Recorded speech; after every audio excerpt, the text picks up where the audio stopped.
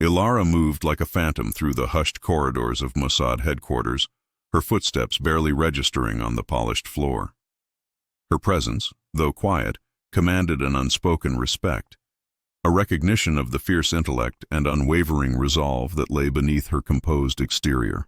She was a weapon, honed by years of rigorous training, her mind a labyrinth of strategies and her body a testament to discipline. Yet, beneath the layers of professional detachment, a profound well of personal loss fueled her every action. Ghosts of a past she rarely acknowledged whispered in the quiet moments, driving her relentless pursuit of justice, or perhaps retribution. This dedication, however, came at a steep price, often leaving her emotionally guarded, a lone wolf in a world of shadows. Her target was General Kale, a name whispered with dread across the war-torn regions he terrorized. Kale was a rebel leader of chilling brutality, his insurgency marked by indiscriminate violence and widespread atrocities that defied human comprehension. Villages razed, innocent lives extinguished, entire communities displaced. His reign was a testament to unchecked power and malevolent ambition. His latest act, a coordinated assault on a vital humanitarian aid convoy, had shattered an already fragile regional stability, pushing the geopolitical landscape to the brink. The international community, weary and fractured, demanded swift, decisive action. And Mossad, as always, turned to its most formidable asset. The mission briefing room was stark, illuminated by the cold glow of a projection screen displaying Kale's gaunt, menacing face. The air crackled with a silent urgency. "General Kale," the lead analyst began, his voice grim, "has established a new stronghold deep within the remote mountain range of Xylos. Intelligence suggests it's a heavily fortified camp, a veritable fortress. Our objective: infiltrate, neutralize." Ilara absorbed every word, her mind already dissecting the complexities, mapping out potential pathways. The chosen cover, a carefully constructed facade, was a humanitarian nurse. Her extensive medical training, a surprising facet of her diverse skill set, made her the ideal candidate. She would be entering Kale's domain not as a spy, but as a caregiver, tending to the very people she was there to ultimately betray for a greater good. The psychological toll of such deep cover, the constant performance, the suppression of her true self, was a burden Ilara knew intimately. Each mission chipped away a piece of her, leaving her a little more hollow, a little more distant. Yet the images of Kale's victims, flashing across the screen, steeled her resolve. This wasn't merely a mission, it was a crusade. Days later, perched precariously on a rocky outcrop overlooking the valley, Ilara got her first glimpse of the impossible. Below, nestled amidst jagged peaks and dense, unforgiving jungle, lay Kale's camp. It was a sprawling makeshift city of tents and corrugated iron structures, encircled by watchtowers and patrolled by armed guards. Smoke curled lazily from scattered fires, a deceptive veil over the menace it harbored. Even from this distance, the camp exuded an aura of impenetrable strength, an intimidating fortress designed to repel any intrusion. A cold knot of apprehension tightened in Ilara's stomach. Doubts, usually alien to her disciplined mind, began to surface. The sheer impossibility of the task, the overwhelming odds, threatened to suffocate her unwavering resolve. This was unlike any mission she had undertaken before.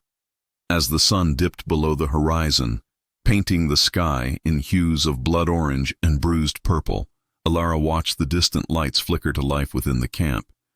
A single chilling thought echoed in her mind, stark and undeniable. This is a one-way ticket. The morning light brought a deceptive calm to the valley as Ilara, now fully embodying the persona of Nurse Anya Petrova, approached the camp's main gate. Her medical bag, worn but sturdy, felt unnervingly light in her hand, a stark contrast to the heavy weight of her true purpose. Two heavily armed guards, their faces obscured by grim expressions and dust, scrutinized her travel papers with an almost theatrical slowness. Ilara maintained a neutral, slightly weary expression, the picture of a humanitarian worker exhausted by conflict but driven by compassion. She spoke in a soft, measured tone, explaining her journey from a besieged village to offer aid, her story meticulously crafted to evoke sympathy without raising suspicion. After a tense moment that stretched into an eternity, the gate creaked open, admitting her into the heart of the beast. Inside, the camp was a hive of controlled chaos. The air hung thick with the smell of wood smoke, unwashed bodies, and the metallic tang of fear. Ilara was quickly directed to a makeshift infirmary, a large tent bustling with activity. Her initial interactions were with a handful of other aid workers, a mix of genuine humanitarians and those whose motives were less clear.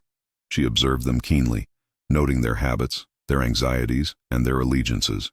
Her first task was immediate and demanding, a young fighter with a deep shrapnel wound. Without hesitation, Ilara, drawing upon years of rigorous medical training, moved with practiced efficiency. Her hands, steady and precise, cleaned and sutured the wound, her focus absolute. The rapid, competent demonstration of her skills immediately began to chip away at the initial skepticism of the camp personnel, earning her a grudging respect. Whispers of the new nurse quickly spread, solidifying her credibility. Every bandage changed, every fever checked. Every seemingly innocuous conversation became an opportunity for intelligence gathering. Ilara watched, listened, and absorbed. She mapped the camp's layout in her mind, noting patrol routes, supply caches, and the subtle hierarchy visible in the way people interacted. The guards, though ever present, were surprisingly lax in their conversations when they believed no one of importance was listening. She overheard snippets of logistical discussions, troop movements, and the general mood of Kale's forces. Her presence, initially met with suspicion, slowly transformed into a familiar, almost comforting fixture. She was just Anya, the nurse who cared for their wounded. One afternoon, while tending to a minor injury, she encountered a young rebel fighter named Tariq. His eyes, though hardened by war, held a flicker of something akin to disillusionment. He was younger than most, perhaps no more than 18, and his movements lacked the hardened conviction of Kale's inner circle. Ilara offered a kind word, a gentle gesture, planting a tiny seed of potential connection. She subtly wove her cover story into casual conversations, painting a picture of a woman displaced by the very conflict she now sought to mitigate, a refugee seeking purpose amidst the devastation. The constant pressure of maintaining the disguise was relentless. Every word, every glance, every gesture had to be meticulously controlled, a performance without a stage. The fear of exposure was a cold knot in her stomach, a constant companion. A particularly close call occurred during a chaotic night when an unexpected skirmish broke out near the camp perimeter. Wounded poured into the infirmary, overwhelming the limited staff. Amidst the blood and cries of pain, Ilara worked tirelessly, her true strength and resilience shining through. A guard, delirious with pain from a bullet wound, mumbled about her strange eyes and too much calm. Ilara, without missing a beat, attributed it to the shock of the situation, administering a sedative with a reassuring smile. The moment passed, but the chill of near exposure lingered. Later that night, as the camp settled into an uneasy silence, Ilara moved through the darkened infirmary, checking on her patients. From behind a thick canvas partition, she overheard two of Kale's senior lieutenants speaking in hushed, urgent tones. Their conversation, fragmented and coded, hinted at a network of informants and hidden channels, a clandestine operation far more complex than just a simple rebel insurgency. They spoke of Kale's hidden hand, a veiled reference that sent a shiver down Ilara's spine, suggesting a deeper, more sinister layer to the general's power within the camp.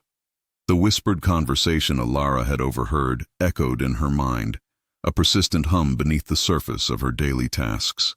The hidden hand was a puzzle piece she desperately needed to place, a key to understanding the true nature of Kale's operations. Her growing understanding of the camp's inner workings revealed a brutal efficiency, a system built on fear and unquestioning loyalty to Kale.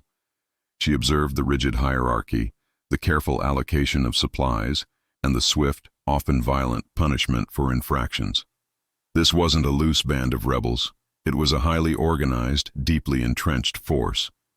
An ethical quandary began to weigh heavily on her conscience. As Anya, the nurse, she was bound by the Hippocratic oath, treating the wounded, easing suffering. Yet, as Alara, the agent, her mission was to eliminate the very man whose soldiers she was now saving. Each life she preserved among Kale's ranks felt like a small betrayal of her ultimate objective. She found herself grappling with the moral complexities of her deception, a conflict that chipped away at her carefully constructed emotional barriers. Amidst this internal struggle, Alara developed a strained but intellectually stimulating relationship with Dr. Alistair, the camp's chief medical officer. He was a man of quiet dignity, his face etched with weariness, his hands calloused from years of stitching wounds and delivering babies in desperate conditions.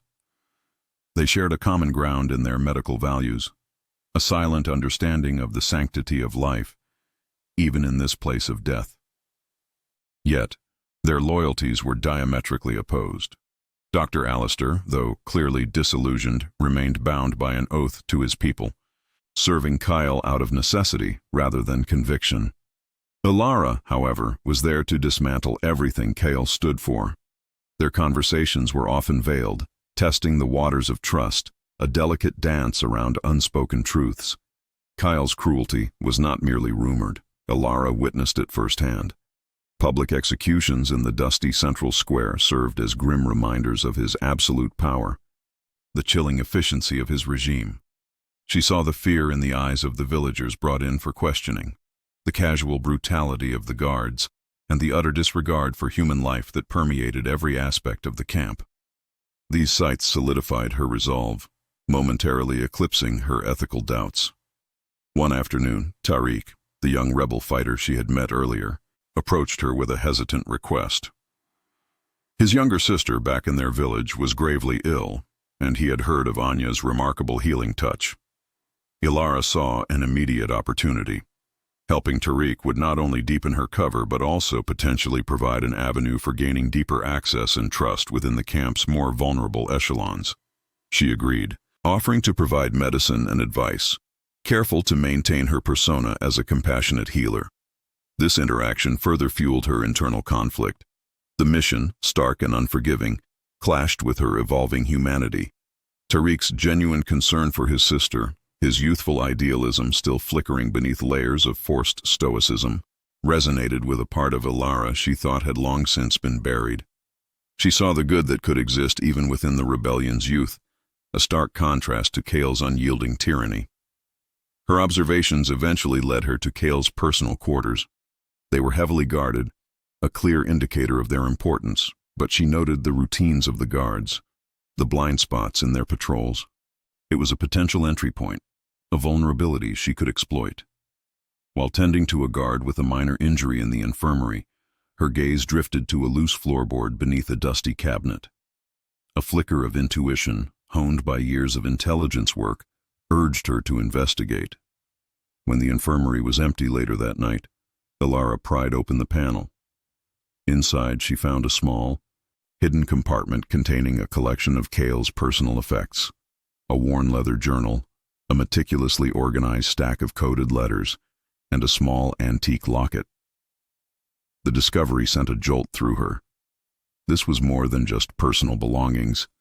It was a direct link to the mysteries of Kale's hidden hand.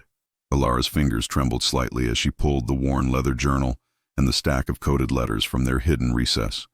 The air in the infirmary, usually thick with the smell of antiseptic and fear, now hummed with a different kind of tension, the electric anticipation of a secret about to be unveiled. With practiced efficiency, she photographed each page of the journal and every letter using a miniature device disguised as a locket, her mind racing to decipher the cryptic symbols. The antique locket, surprisingly intricate, she kept, a small, tangible piece of Kyle's private world. Hours later, hunched over a flickering oil lamp in her makeshift quarters, Alara began the painstaking process of decoding. Her training had prepared her for this, yet nothing could have prepared her for the shocking revelations that unfolded. The journal wasn't a record of Kale's personal thoughts or strategic plans. It was a ledger, a meticulous account of resources, arms, and even intelligence, all flowing from an external source. The letters, when finally decrypted, painted an even more disturbing picture. Cale was not the self-made, fearsome rebel leader he projected. He was a carefully constructed puppet, his every major move orchestrated by a powerful, shadowy organization, operating far beyond the camp's dusty confines. The true architect of the atrocities, the puppet master pulling Cale's strings, began to emerge from the decoded text. A name, a call sign, a distinct pattern of operations that sent a cold shiver down Ilara's spine. It was a figure she knew, intimately, from her past, not from an operational file, but from a deeper, more personal wound. The realization hit her with the force of a physical blow, twisting her gut. This wasn't just a mission anymore, it was a personal betrayal. The external manipulator was directly connected to a defining trauma in Ilara's history, a loss she had buried deep, fueling her dedication to the Mossad. Her hands clenched, the parchment crinkling under her sudden grip. The mission had just shifted seismically. It was no longer merely about neutralizing a regional threat. It was about exposing a larger, more insidious conspiracy, one that had touched her very soul. Vengeance and justice, once distinct concepts, now intertwined into a singular, burning purpose. In the days that followed, Ilara observed Tariq with renewed intensity. The young rebel, still grieving his sister's worsening condition despite Ilara's best efforts, confided his growing disillusionment with Cale's leadership. He spoke of broken promises, of the arbitrary cruelties that seemed to serve no purpose, of a growing sense that their fight had lost its way. Ilara subtly probed his loyalty, testing the waters, searching for cracks in his conviction. She spoke in hypotheticals, painting scenarios of leaders who betray their own, of causes corrupted from within. Tariq's responses were guarded, but the flicker of doubt in his eyes was undeniable. He was a potential ally, a soul teetering on the precipice of rebellion against his own rebel leader. A small encrypted device, tucked into the lining of her medical bag, vibrated discreetly. It was a coded message from Mossad, a terse string of numbers and letters that, when decoded, expressed urgency. Silence concerning Cale's network, concerning. Maintain cover. Exercise extreme caution. They sensed her shift, her deeper immersion, questioning her silence on Cale's true power structure. Ilara understood their concern. She had gone dark, absorbed by the intricate web of deceit she was unraveling. As she meticulously pieced together the fragments of the conspiracy, another, equally significant realization dawned upon her. Dr. Alistair, the weary camp physician, was also secretly working against Cale. His quiet acts of defiance, his subtle sabotage of Cale's personal medical supplies, his veiled warnings to the more vulnerable villagers, they weren't random acts of conscience. They were orchestrated, part of a larger, carefully concealed effort. However, his motives, Ilara suspected, were different from her own. He sought to protect his people, to mitigate Cale's harm, not necessarily to expose the wider network. This knowledge added another layer of complexity to her already perilous mission. She now had two potential, yet disparate allies within the lion's den. The game had truly begun. Ilara, her mind a whirlwind of tactical considerations and personal vengeance, knew her next move was critical. She had to approach Dr. Alistair. The risk was immense. Misjudgment could mean exposure and death for them both. She waited for a moment when the infirmary was quiet, the last of the day's minor injuries attended to, the guards' patrols predictable. Her voice, when she finally spoke, was low, almost a whisper, yet it cut through the sterile silence like a surgeon's scalpel. "Doctor," she began, dropping her carefully constructed nurse persona for a fraction of a second. "I know you're working against Cale." Alistair flinched, his usually calm demeanor momentarily shattered. His eyes, clouded with years of witnessing brutality, narrowed, searching hers for deceit. "What are you talking about, nurse?" he retorted, his voice strained, a clear attempt at deflection. Ilara met his gaze unflinching. "I'm not a nurse, doctor, not entirely. My name is Ilara, and I'm here to stop Cale and the puppet masters pulling his strings." She watched him carefully, noting the subtle shift in his posture, the flicker of recognition in his eyes. She then revealed her true identity, her mission, and a fraction of what she had uncovered about Cale's external manipulation. His initial distrust was palpable, a wall of suspicion built over years of survival in a treacherous environment. But as she laid out the evidence, piece by painstaking piece, a reluctant alliance began to form.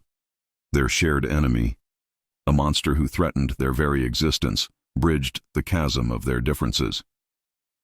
Alistair, though shocked by the scale of the conspiracy, understood the necessity of her presence. He had been fighting a losing battle. Now, a glimmer of hope, however dangerous, appeared. Next, Ilara turned her attention to Tariq. She found him in a quiet corner of the camp, staring blankly into the distance, the weight of his sister's illness and his growing disillusionment evident in his slumped shoulders. Ilara chose her words carefully, weaving a narrative that gently dismantled Cale's heroic facade. She spoke of her own past, of betrayals she had witnessed, of the true nature of power and manipulation. She revealed parts of her own history, enough to establish a foundation of trust, to show him she understood loss and the corruption of ideals. Then she dropped the bombshell. Kyle was a pawn, his noble cause a lie. His rebellion merely a smokescreen for a far more sinister agenda orchestrated by external forces. Tariq's shock was profound, quickly morphing into a burning anger. His ideals, the very foundation of his belief system, shattered into 1,000 pieces. The desire for true justice, unmarred by Cale's hypocrisy, ignited in his eyes. Thus, an unlikely alliance was forged. Ilara, the Mossad agent driven by a blend of duty and personal vendetta, Dr. Alistair, the weary physician yearning for peace and justice for his people, and Tariq, the disillusioned rebel, now seeking to right the wrongs of a corrupted cause. Their bond was tenuous, born of necessity and common hatred, yet it held the promise of disrupting Kale's reign. The immediate objective became clear: infiltrate Kale's secure living quarters, retrieve undeniable evidence, and expose the entire network. The planning was meticulous, conducted in hushed tones under the cloak of night. They pored over crude maps of the camp, drawn from Tariq's intimate knowledge and Ilara's careful observations. They discussed entry points, guard rotations, and contingency plans. Overcoming internal obstacles proved as challenging as the external ones. Fear was a constant companion, a cold knot in their stomachs. Past grievances, the weight of their disparate lives and conflicting methods occasionally flared, but the enormity of their shared goal always brought them back into alignment. During one such clandestine meeting, a loyal Kale guard unexpectedly approached the infirmary, drawn by a faint light. Ilara, with lightning reflexes, extinguished their lamp, pulling Tariq and Alistair into the shadows behind a stack of medical supplies. The guard peered in, his eyes scanning the darkened room, his suspicion almost palpable. They held their breath, every muscle tensed, convinced discovery was imminent. After what felt like an eternity, the guard grunted, dismissed the silence, and moved on.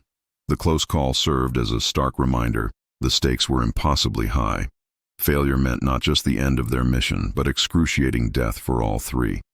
As they refined their plan, Tariq, recalling a childhood haunt, mentioned a forgotten, overgrown passage leading directly to the perimeter of Kale's personal compound, a relic from an older, forgotten settlement. Ilara's heart pounded with a mix of excitement and dread. It was a potential direct route, a shortcut that could bypass layers of security. But upon closer inspection, they found it was booby-trapped, a crude but effective deterrent, its entrance obscured by dense foliage and tripwires. The path was there, but it was fraught with lethal peril. The night of the infiltration descended upon the rebel camp, heavy and suffocating, the air thick with an unspoken tension that mirrored the pounding hearts of Ilara, Alistair, and Tariq. Every shadow seemed to deepen. Every rustle of leaves amplified into a potential warning. The plan, meticulously crafted and rehearsed in hushed whispers, now had to be executed with flawless precision. Failure was not an option. It was a death sentence. Alistair initiated the diversion, a calculated act that sent ripples of controlled chaos through the infirmary. He staged a sudden, critical medical emergency, a patient suffering a violent seizure that required immediate, noisy intervention. His cries for help, laced with genuine urgency, drew the attention of the nearest guards, pulling them away from their routine patrols near Cale's compound. The commotion was enough to create a momentary, crucial window of opportunity. Simultaneously, Tariq, moving with the silent grace born of a lifetime spent in these desolate lands, used his intimate knowledge of the camp's forgotten paths to create a temporary, almost imperceptible opening for Ilara. He disarmed a tripwire near a lesser-used gate, creating a small gap in the outer perimeter that led directly towards the overgrown passage. His hands, though steady, betrayed the immense pressure he felt, knowing Ilara's life and their shared future depended on his accuracy. Ilara, a phantom in the night, slipped through the breach, her senses hyper-alert. The booby-trapped passage loomed before her, a dark maw promising oblivion. Her training, honed through years of impossible missions, kicked in, transforming her fear into razor-sharp focus. Each step was deliberate, a silent prayer against the unseen dangers. She navigated the crude tripwires, her fingers dancing with practiced ease, neutralizing the rudimentary explosives that lay hidden beneath decaying leaves and loose stones. The air was heavy with the scent of damp earth and the metallic tang of fear, but Ilara pushed through, her mind a fortress of concentration. Suddenly, a flicker of movement, a glint of metal, betrayed the presence of Cale's elite guard. Two hulking figures positioned at the passage's exit, their weapons at the ready. They had anticipated a breach, just not from this forgotten route. There was no time for subtlety. Ilara moved like a blur, a whirlwind of calculated violence. Her movements were fluid, economical, each strike delivered with brutal efficiency. A swift upward thrust of her elbow connected with the first guard's jaw, sending him sprawling, his weapon clattering uselessly. The second guard, momentarily stunned by the speed of her attack, raised his rifle, but Ilara was already upon him, a knee to his gut followed by a precise, disabling blow to his neck. Within seconds, both men were unconscious, their threat neutralized. Ilara paused, taking a single deep breath, before continuing her relentless push forward. She emerged into the inner sanctum of Cale's compound, a stark contrast to the squalor of the camp. A lavish, almost opulent office lay before her, bathed in the soft glow of a single oil lamp. And there, amidst maps and documents spread across a heavy wooden desk, was Cale himself.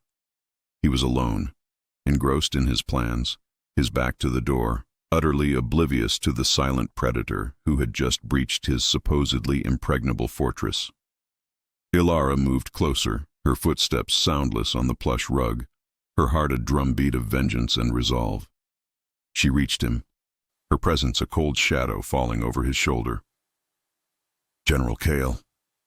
Ilara's voice cut through the stillness, a whisper of steel that made him jump, his head snapping around, his eyes wide with shock and dawning horror. "Your reign of manipulation ends tonight." The words hung in the air, weighted with the truth of her identity and the depth of his impending downfall. Cale's face, initially contorted in shock, quickly shifted to a mask of incredulity, then a desperate, almost pathetic attempt at defiance. He scrambled backward from his desk, knocking over a heavy inkwell, his hand reflexively reaching for a pistol concealed in a desk drawer. Ilara was faster, her foot slamming down on the drawer, trapping his fingers beneath it. A guttural cry of pain escaped Cale's lips as his attempt to arm himself was thwarted with brutal efficiency. His eyes, now wide with a fear born of true helplessness, darted around the room, searching for an escape, a weapon, anything that could turn the tide against this silent, lethal woman who had materialized from the shadows. Ilara's gaze was unwavering, devoid of pity. "There is no escape, Kyle. Not this time." Her voice, though calm, carried an undeniable authority that stripped away his last vestiges of bravado. She moved deliberately, pulling a chair from the corner of the room and placing it in front of him, forcing him to sit, his face pale, his breath coming in short, ragged gasps. He was accustomed to being the one in control, the one dispensing fear and violence. Now, he was merely a trapped animal, stripped of his power. "You think you understand?" Cale snarled, a flicker of his old arrogance returning, a desperate attempt to regain some semblance of control. "You think you know what drives men like me?" Alara leaned in, her eyes piercing. "I know enough. I know you're a pawn, Kyle, a puppet dancing to someone else's tune."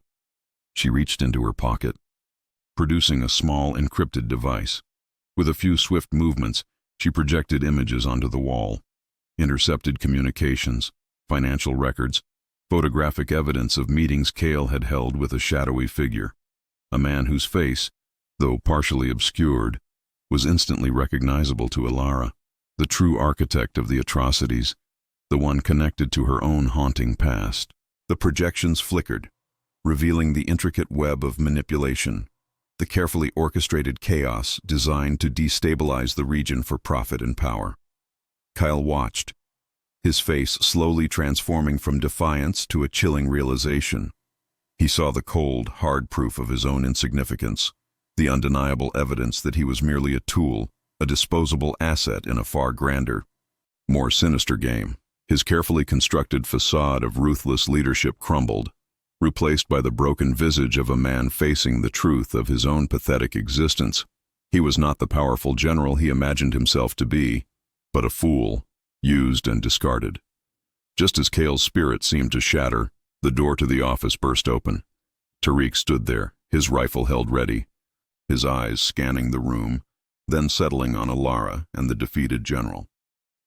Behind him the doctor entered, his medical bag still clutched in his hand, a look of grim determination on his face. Their arrival was timely, for the commotion had attracted the attention of a few remaining loyalists. A brief, tense standoff ensued in the corridor, quickly subdued by Tariq's unwavering resolve and the element of surprise. The doctor, in a surprising display of force, disarmed two guards with practiced ease, utilizing his knowledge of human anatomy to incapacitate them without lethal force. With the immediate threat neutralized, Alara turned her attention back to Cale. She held up the encrypted device, now containing not just the evidence of his puppeteers, but also his confessions wrenched from his broken spirit. "The camp needs to know the truth," she stated, her voice resonating with a quiet power. Using a portable transmitter, she broadcast the evidence of Cale's treachery, his manipulation, and the identity of his true masters throughout the camp's communication network. A wave of disbelief, then outrage, swept through the compound. The sounds of distant shouts, arguments, and then a growing roar of rebellion against Cale's regime began to erupt. The illusions of his power, shattered by Alara's revelations, ignited a firestorm of dissent among those who had once followed him out of fear or misguided loyalty. The camp, once a bastion of Cale's control, was now in open revolt. Alara, watching Cale's defeated form, knew her mission had evolved. Elimination would have been simple, but exposure, true justice, was far more potent. She had not come to kill him, but to unmask him, to rip away the veil of deception and expose the architects of chaos to the world. Kyle, a sniveling wreck, was captured, his fate now a tool to dismantle the larger conspiracy. Cale, a sniveling wreck, was captured, his fate now a tool to dismantle the larger conspiracy. He was swiftly handed over to international authorities, his pathetic figure a stark contrast to the ruthless image he had cultivated. The evidence Alara had painstakingly gathered, coupled with Cale's own broken confessions, painted an undeniable picture of the vast and insidious network that had fueled the region's instability. The exposure was global, sending shockwaves through political and clandestine circles, unraveling years of carefully constructed deception. The true puppet masters, those shadowy figures Alara had recognized from her past trauma, found their carefully cultivated anonymity shattered, their operations compromised, and their influence severely curtailed. Justice in this instance was a slow, grinding machine, but it had begun its work. With Cale's capture and the conspiracy laid bare, the camp transformed. The immediate chaos subsided, replaced by a palpable sense of liberation. Tariq, whose ideals had been so brutally crushed by Kale's betrayal, stepped into a leadership vacuum, not with the iron fist of his predecessor, but with a quiet, determined resolve.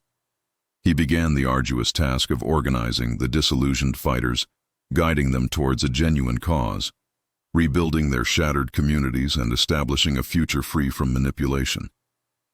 His natural charisma, combined with a newfound wisdom forged in betrayal, saw him emerge as a true, genuine leader, respected by those who had once been Kale's unwilling pawns. The doctor, too, found a renewed purpose, dedicating himself to healing not just the physical wounds of the camp's inhabitants, but also the deep psychological scars left by years of conflict and deception. He worked tirelessly, establishing rudimentary medical facilities, his expertise a beacon of hope in the nascent community. For Alara, the mission's conclusion brought a profound sense of internal peace. The objective was accomplished, the threat neutralized, and the larger conspiracy exposed. More importantly, she had confronted not just the external demons, but also the personal ghosts that had haunted her for so long. The man connected to her past trauma was now facing accountability, and while it would not erase the pain, it offered a measure of closure she had never thought possible. She had walked a perilous tightrope between her professional duty and her burgeoning humanity. And somehow, she had emerged with both intact, perhaps even strengthened. Her farewell to Tariq and the doctor was understated, filled with a mutual respect forged in shared sacrifice. There were no grand pronouncements, just a silent understanding of the extraordinary bond they had formed under the most dire circumstances. Tariq offered a simple, heartfelt nod, a promise of a future built on truth. The doctor, ever pragmatic, pressed a small, intricately carved wooden bird into her hand, a symbol of freedom and resilience.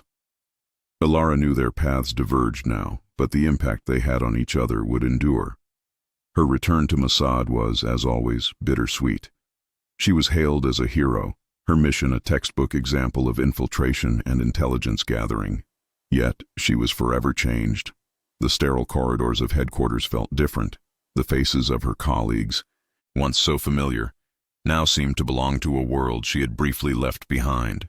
She carried the weight of the lives saved, the atrocities averted, but also the echoes of the humanity she had almost lost, the faces of the wounded, the fear in Tariq's eyes, the doctor's quiet dedication. These were the indelible marks of her journey. Alara reflected on the true cost of her mission. It wasn't just the physical dangers or the psychological toll. It was the constant battle to maintain her own moral compass in a world that sought to twist it. She had seen the darkest corners of human nature, but also the enduring light of resilience and hope. This experience had refined her, sharpened her purpose, offering a new, more complex path within Mossad. She understood now that justice was not always a clean, surgical strike, but often a messy, human endeavor, requiring not just skill, but empathy. As Alara stood by a window overlooking the city, the setting sun painting the horizon in hues of orange and purple, a quiet strength settled in her eyes. The fight for justice, she knew, was never truly over. The world was full of unseen threats, shadowy figures manipulating from the depths. But she was ready, more so than ever. Her purpose was renewed, her resolve unshakable. She would continue to stand on the front lines, a silent guardian, forever vigilant against the encroaching darkness.